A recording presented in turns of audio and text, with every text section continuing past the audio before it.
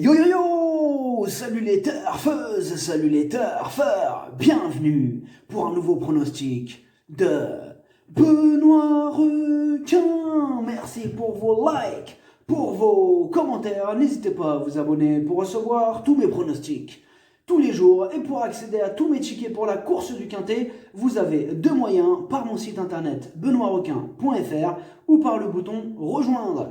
Ok, place au pronostic du Quintet du lundi 8 février, direction Paris-Vincennes pour le prix de la Chartre sur le Loir. 3 attelés, 2850 mètres, 14 partants, réunion 1, course 1, indice de confiance 3 sur 5. On est plutôt confiant pour ce Quintet, même si j'ai repéré quelques possibles troubles faits. On va voir ça ensemble. Petit retour sur le Quintet, sur les Quintets du dimanche 7 février et du samedi 6 février. On commence par samedi. Dans mon pronostic, je vous ai donné le tiercé, le quarté, le quintet, le multi, bref, la totale. Et ce dimanche, encore mieux, dans mon pronostic, je vous ai donné le quarté dans l'ordre. Il a fait 1121 €, ça fait plaisir. J'espère que vous êtes nombreux à l'avoir chopé le quarté. Mais je vous ai aussi donné bien sûr le tiercé dans l'ordre en 6 chevaux, il a fait 152 €. Ah, c'était une belle journée ce dimanche. Je vous ai donné donc ce dimanche le tiercé dans l'ordre, le quarté dans l'ordre et le quintet. Il y a des résultats, on continue comme ça. Pour les membres de mon site internet benoîtrequin.fr et les membres du niveau Yo-Yo Total VIP, samedi, on a un joli ticket tiercé dans tous les ordres qui est passé qui ramène 231 €. Et dimanche, on a deux tickets tiercés dans l'ordre à 152 € et un quintet des ordres à 128 €. Ça fait plaisir. Au total, ce mois de février, il monte à 5 965 € de gain. Et au total, depuis le mois d'octobre, on a atteint 71 214 € de gain. Ça fait plaisir. Vous avez deux moyens pour récupérer mes tickets pour la course du Quintet par mon site internet benoîtrequin.fr ou par le niveau Yo-Yo Total VIP en passant par le bouton rejoindre. Ok, c'est parti, on commence le pronostic et on commence avec le numéro 1, Waikiki Silvio. C'est le moins riche de la course et il reste sur 2 échecs consécutifs. Il va devoir sortir le grand jeu pour espérer terminer à l'arrivée. On écoute Björn Goop. Waikiki Silvio ne s'est pas montré convaincant lors de sa récente tentative sous la selle. Il paraît bien au travail, mais il ne possède aucune marge.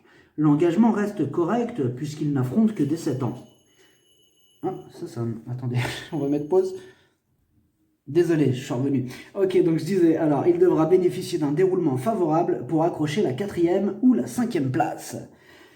Le numéro 2, Gany Boy, lui aussi reste sur 2 échecs consécutifs et à ce niveau, il n'aura pas le droit à l'erreur pour espérer accrocher une place. Le numéro 3, Esther Day, il reste sur une belle victoire au niveau inférieur. Il va tenter de profiter de sa forme pour jouer les troubles faits, casseur de tickets repérés.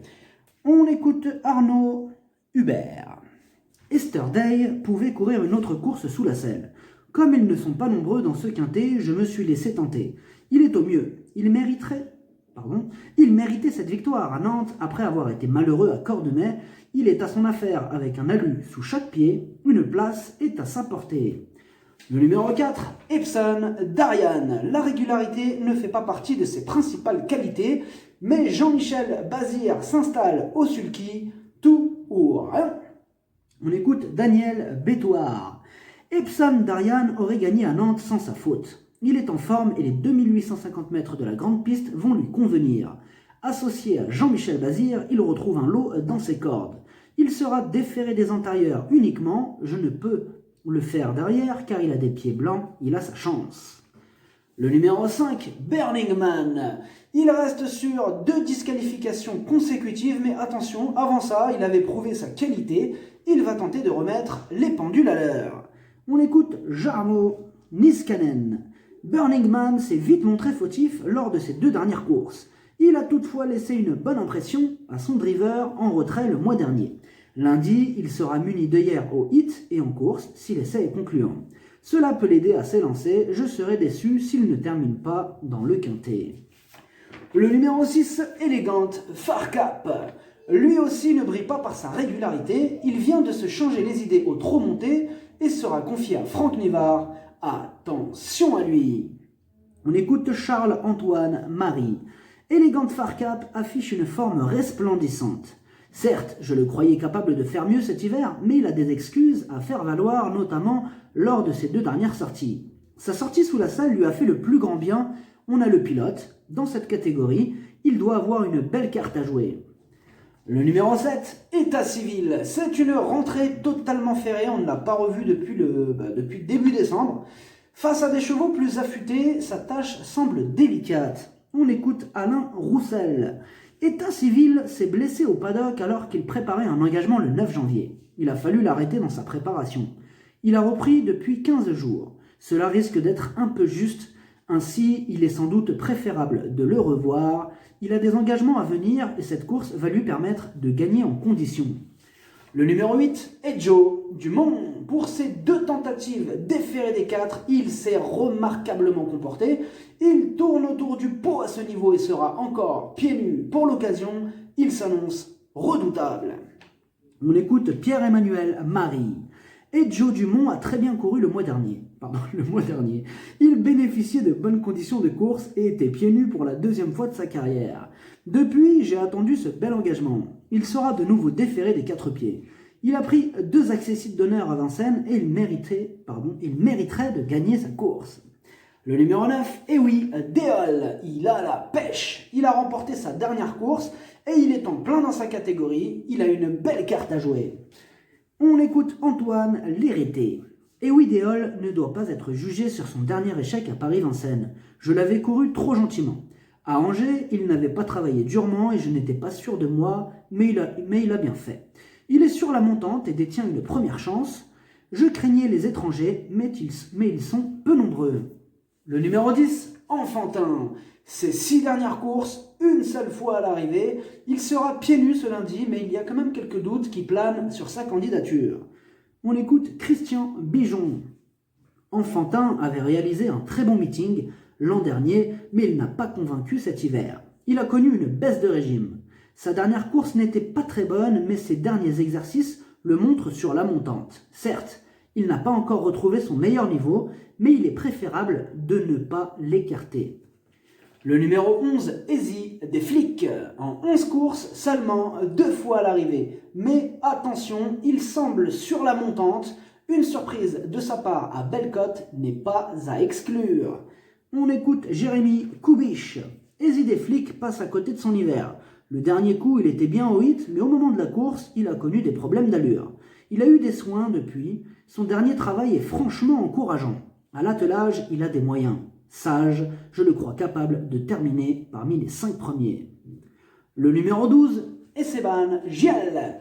Il vient enfin de renouer avec les bonnes performances après une longue série d'échecs.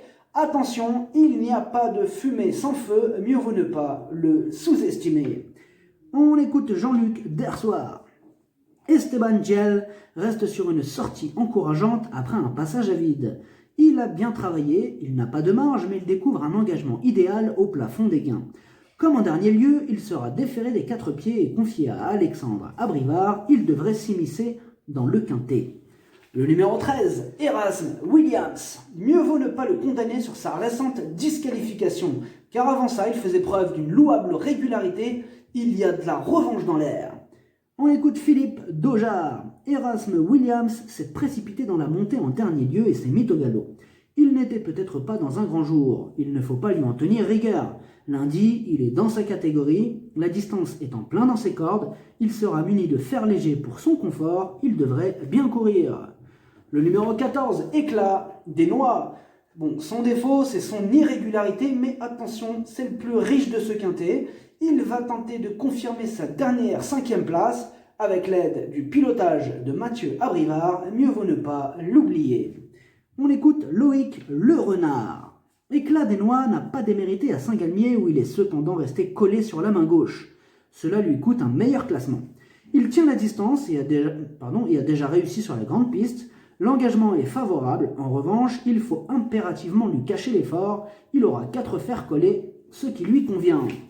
Le pronostic, ça donne 8, 9, 13, 5, 6, 12, 14, 11, cheval de complément le 3, si jamais un autre nombre partant et ça peut arriver, le 4, Merci d'avoir suivi cette vidéo. N'hésitez pas à vous abonner pour recevoir tous mes pronostics tous les jours. Et pour accéder à tous mes tickets pour la course du Quintet, vous pouvez passer par mon site internet benoîtrequin.fr ou par le bouton rejoindre sur le niveau yo-yo total VIP.